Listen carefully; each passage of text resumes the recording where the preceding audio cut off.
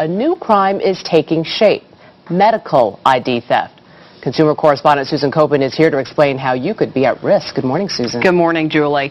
This is when someone goes to a doctor's office or the hospital pretending to be you.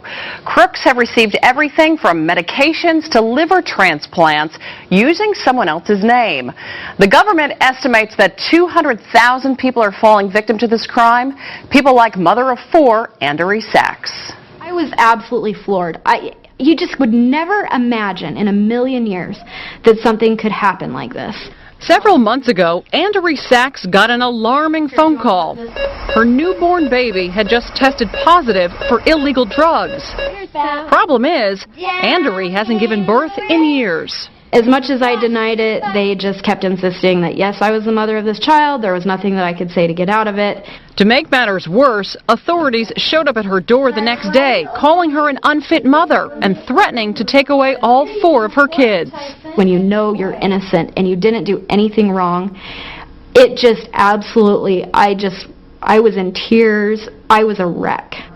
Turns out, Andori was the victim of medical ID theft. Someone had stolen her driver's license, walked into a hospital, and had a baby, leaving Andori with a $10,000 bill and a fight to clear her name. Do you think it's a big problem? It's a huge problem. Chris Dorn is a fraud expert with Ingenix, a company that tracks medical ID theft cases. He says victims have more worries than just fraudulent doctor bills.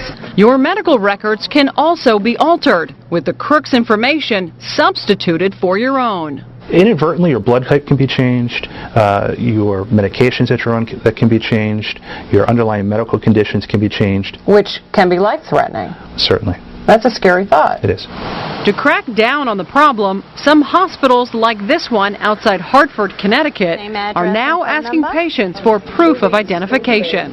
Could I get driver's license or a photo ID and your insurance card?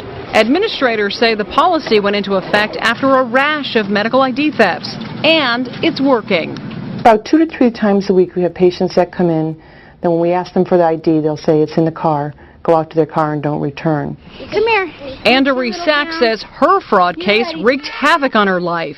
She had to take a DNA test to prove she wasn't the mother of the drug-addicted baby, and she fears the long-term damage that may have been done to her medical records.